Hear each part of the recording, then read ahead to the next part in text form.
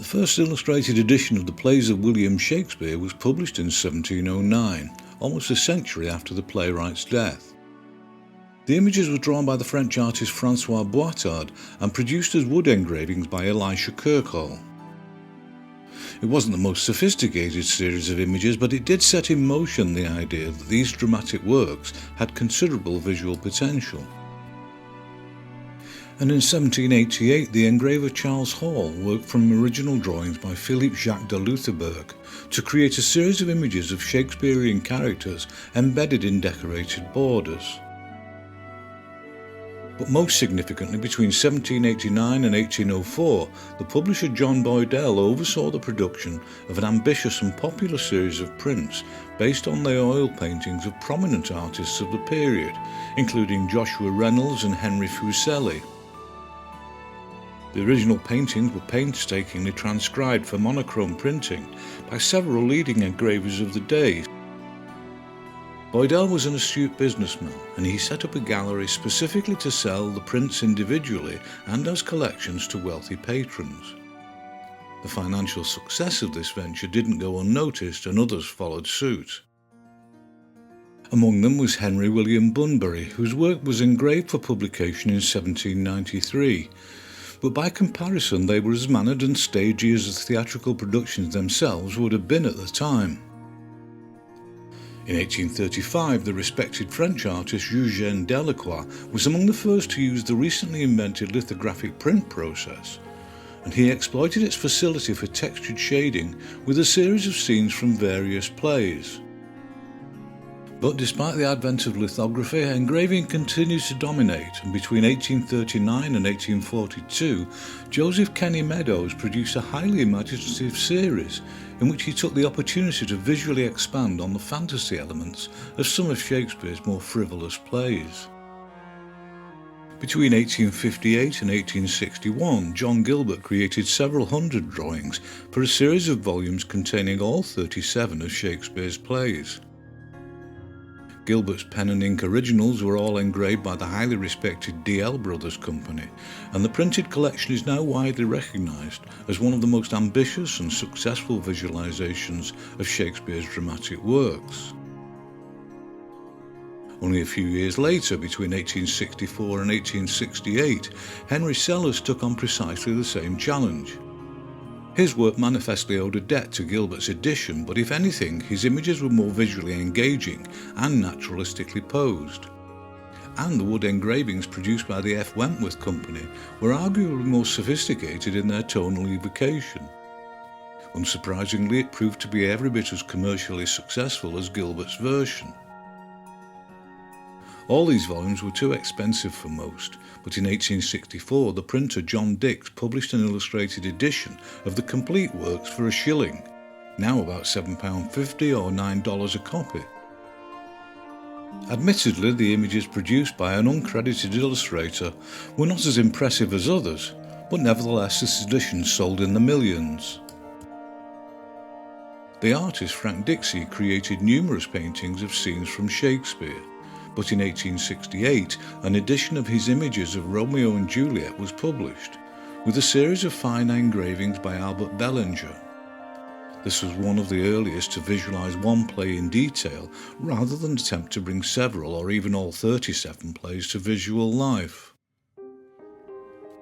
In 1870, Gustave Doré illustrated Macbeth with his expected dramatic scene setting, and his originals were skillfully engraved by Paul Jonnard.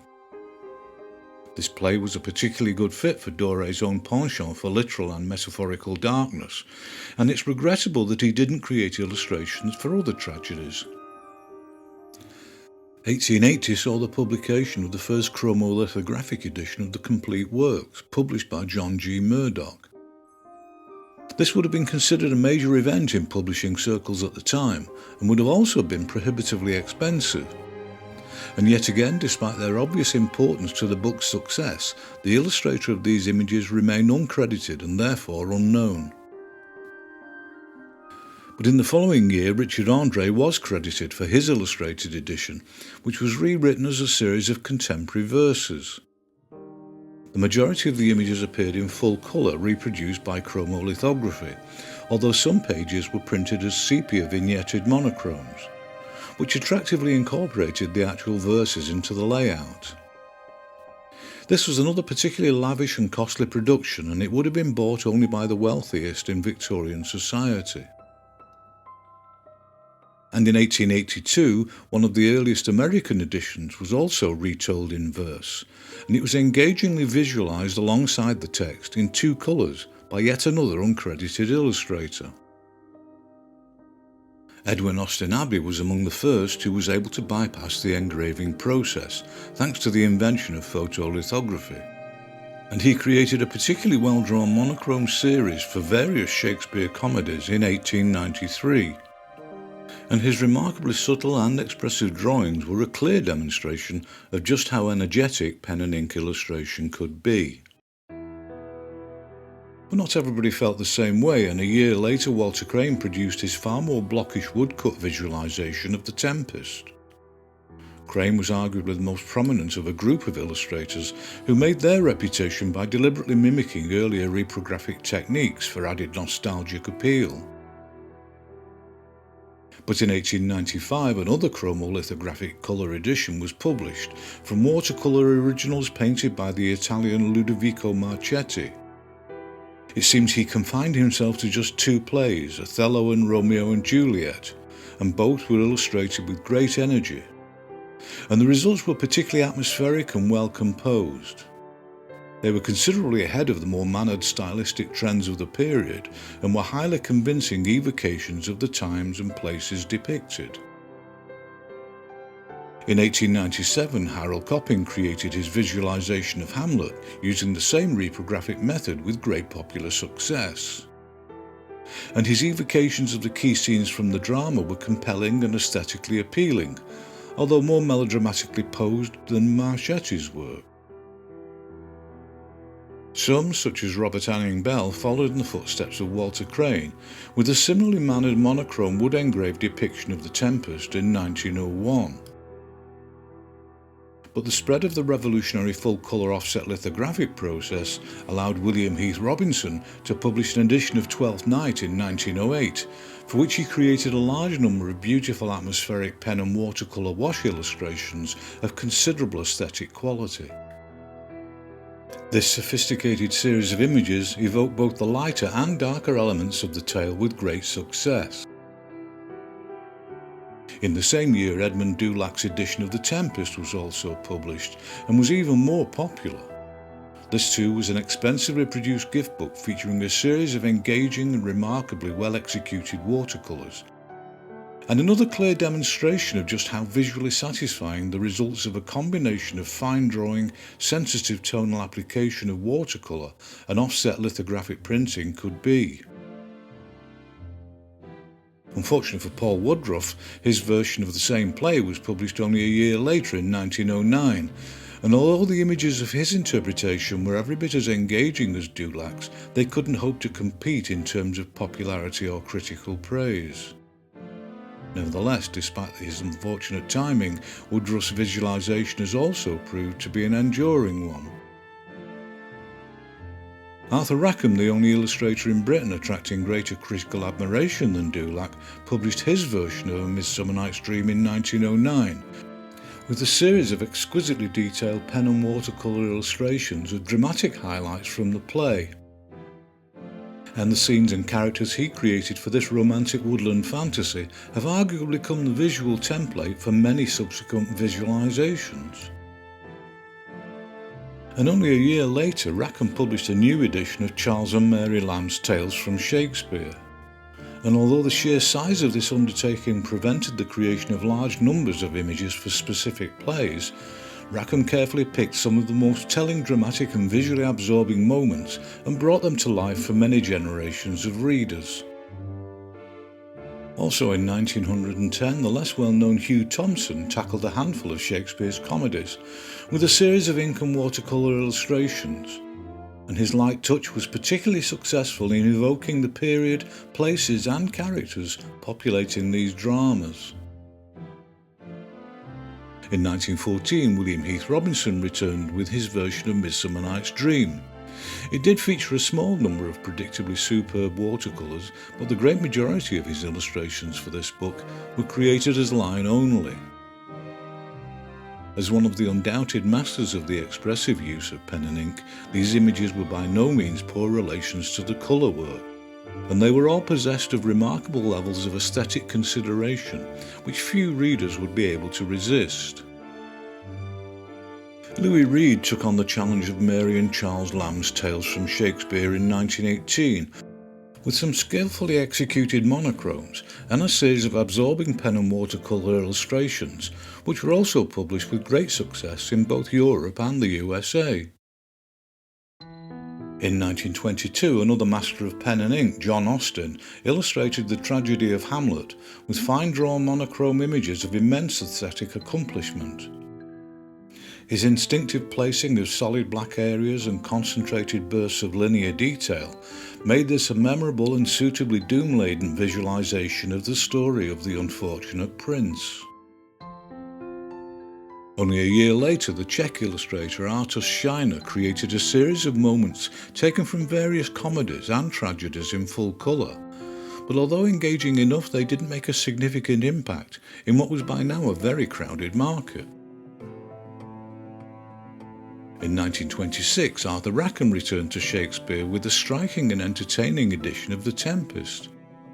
The occasional darker aspects of this play made for a particularly good fit with Rackham's colour palette, and his flair for creating totally believable environments and landscapes made this another distinctive and visually engrossing edition. A decade later, in 1936, the complete works were illustrated by Rockwell Kent and published as a 2-volume limited edition. And as others had done, he produced his illustrations as wood-engraved studies of single and occasionally pairs of characters from crucial moments in the narrative, set within the bare minimum of scenic description. In 1945, the surrealist artist Salvador Dali created a series of monochrome prints featuring scenes from Macbeth. And being Dali, his interpretations were wildly imaginative to say the least, but far from easy to reconcile with the text. Willie Pagani was one of several major illustrators chosen to create covers for the popular American Weekly magazine. And among other series, in 1949, he illustrated some very Hollywood-style scenes from various Shakespeare plays, with the focus on the female characters.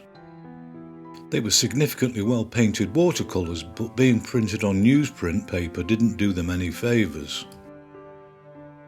In 1951, Eric Fraser illustrated several key moments from various plays.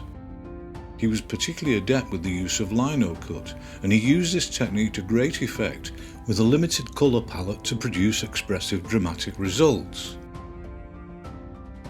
In 1959, the Czech animator Jiří Trinka made an astonishing stop-motion animation of Midsummer Night's Dream, but he also produced an illustrated book of the tale of immense visual charm. This wasn't a slavish replication of his film, but a totally separate visualization using watercolor washes to produce a remarkably distinctive result. Between 1973 and 75, Salvador Dali returned to illustrating Shakespeare's work with a series of color lithographs based on the tragedy of Hamlet. And although possessed of Dali's usual obtuse imagination, they were more visually compelling and had greater narrative plausibility than his earlier Macbeth. In 1976, Victor Ambros illustrated a retelling of the better-known Shakespeare plays, primarily for a teenage readership, with a collection of imaginative and highly decorative images executed with energetic and particularly expressive application of watercolor washes. And in addition to the aesthetic qualities of his absorbing illustrations, the pages were imaginatively laid out and made great use of white space to focus the viewer's attention. Ian Pollock created a graphic novel of King Lear in 1984 using the original dialogue, and although the format was that of an extended comic strip, unlike many working in this genre, Pollock's distorted characters and unsettling styling made for a memorable contemporary visualization. And although stylistically less extreme, in 1995 Michael Foreman produced a series of illustrations with agreeably loose watercolours for a volume of Shakespeare stories rewritten by Leon Garfield. They featured imaginative scene setting and composition, and an individualistic blend of representational and more expressionist figure work. But what may well have been the last and certainly most impressive visualization of the 20th century came in 1996, illustrated with improbable levels of technical and aesthetic accomplishment by the Russian illustrator Gennady Spirin. In this edition of The Tempest, he applied his painstaking fine brush technique to a series of remarkably well-envisaged dramatic moments from the play, and created an endlessly absorbing edition which was more than capable of standing alongside the best of the masters of the Golden Age. In 2006, a collection of stories from Shakespeare rewritten for children by Anna Claiborne was published, featuring a series of tastefully composed, charming watercolour pages created by Eleanor Temperin.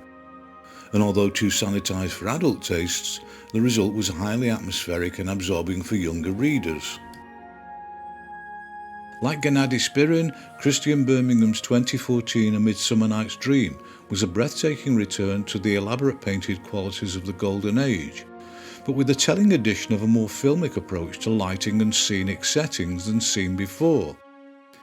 The authority of his painting technique, representational figure work, and varied approach to composition made this another memorable and, I would like to think, enduring edition.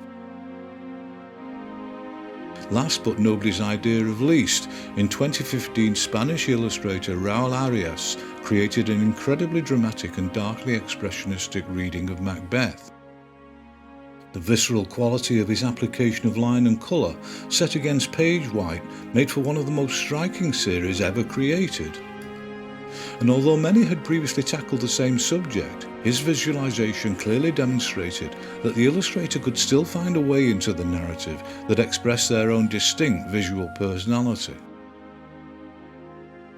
And although more have been created since, I could think of no better example to end this video than his remarkable dramatic vision.